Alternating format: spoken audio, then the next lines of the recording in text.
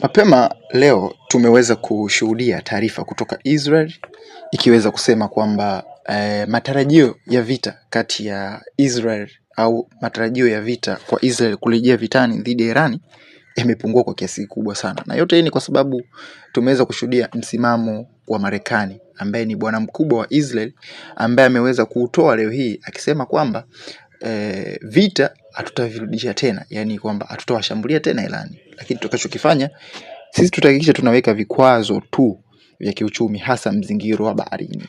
Watu wengi wachambuzi waliokuwa wengi ni kama wanachanganya hivi kuhusiana na vikwazo vipi ambavyo Marekani ameviweka dhidi ya Iran. Kumbuka hapo nyuma Marekani alikuwa tu ameweka vikwazo ikiwemo Iran isiweze kuuza mafuta kwenye nchi zote, lakini pia asiweze kupokea bidhaa muhimu za kisasa ikiwemo teknolojia, ikiwemo za ndege na bidhaa nyingine. Kwa hiyo waliweza kumlimiti kwenye uuzaji wa mafuta, waliweza kumdhibiti kwenye teknolojia, kwa maana teknolojia ya magharibi, kwa maana ya Ulaya pamoja na Marekani wasiweze kumuuzia yeye teknolojia yoyote. Lakini la hasha, kuna teknolojia alikuwa anazipata kutoka China, ikiwemo baadhi ya magari kutoka China alikuwa anayamiliki, silaha kutoka China alikuwa anaweza kuzimiliki. Kwa hiyo vikwazo vya sasa hivi ni tofauti na hivyo vikwazo vya teknolojia na vikwazo vya bidhaa muhimu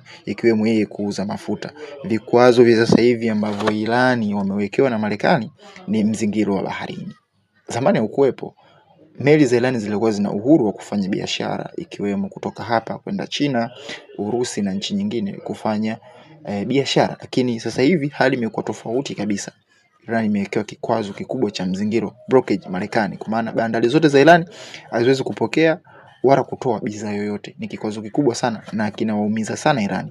Nikinukuu baadhi ya maneno ikiwemo Spika wa bunge Garibaf akizungumza wazi kwamba vita havitaweza kusimama ila kwa Marekani kuondoa mzingiro wake wa bahari. Kwa maana unawapeni sana, unawapeni kwamba Hormuz haifunguliwi isipokuwa kwa Marekani kuweza kuondoa mzingiro.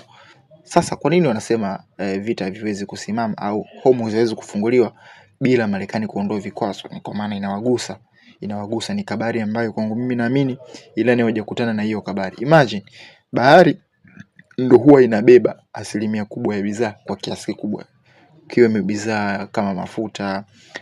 Japo walikuwa wamewekewa vikwazo, lakini Iran walikuwa wanauza mafuta China.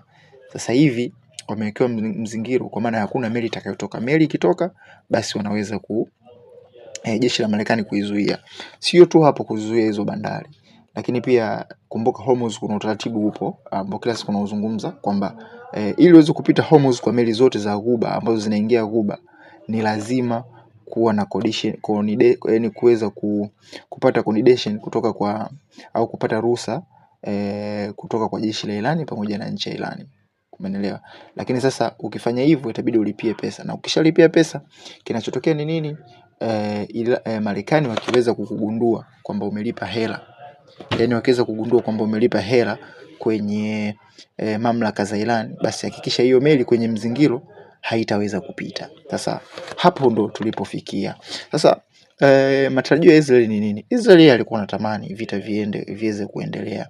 Kwa maoni ya wengi ni kwamba serikali ya Benjamin Netanyahu inahitaji vita au ina security yoyote kwa Israel ili uchaguzi uweze kugairishwa, ili yeye aweze kuwa na turufu au aweze na kura ya turufu katika uchaguzi ambao unatarajiwa kufanywa hivi karibuni. Na nimejaribu kuangalia polls kwa maana ya uchaguzi wa awali au tafiti inaonyesha kwamba Netanyahu chama chake yeye ni cha pili kiongozwa na kile chama cha Senkot ambacho yeye ndo anaongoza kwa idadi ya viti. Na ilivyokuwa serikali ya Israel, ukiwa una viti vingi bungeni, basi wewe unakuwa una nafasi ya kuweza kuwa waziri mkuu wa nchi hiyo. Kwa hiyo ndio taarifa kwamba matumaini ya Israel kurejea katika vita dhidi ya Irani umefikia tamati na ni mdogo mno, kwa sababu walikuwa wanamwamini. Tumeona hapa Benjamin Netanyahu akijaribu kwenda mara kadhaa kuwasiliana na Trump, hasa ikumbuke uchochezi walijai kufanya uchochezi mkubwa sana, ikiwemo ikumbuke waliweza kuviolate au kuweza kukiuka tunasema usitishaji wa mapigano kwa kuishambulia Lebanon. Tumeshuhudia Trump alipewa taarifa kwamba atauawa na Iran akiwa Uturuki, mpaka akasafirishwa kwenye boksi la chakula. Lakini pia tuliweza kushuhudia Netanyahu mwenye akisafiri kwenda kukaa kikao kirefu pamoja na Trump, na tuliona baada ya kile kikao, taarifa iliyotoka ni kwamba Marekani anaandaa shambulizi kubwa sana ili aweze kuwashambulia Iran, lakini mwisho wa siku tukaona wamegairishwa. Umeelewa? Ni kwa sababu tu wataalamu wa kijeshi wanaona kwamba hakuna option ya vita dhidi ya Iran ambayo inaweza ikaleta matokeo ambayo sisi tunayahitaji. Umeelewa? Trump alikuwa anaamini kwamba Israel waliwaambia wanataka kubadilisha utawala wa Iran, kweli wangebadilisha. Hayo yalikuwa ni malengo ya Iran, ya Israel, lakini malengo ya Marekani hayakuwa hayo. Malengo ya Marekani yalikuwa ni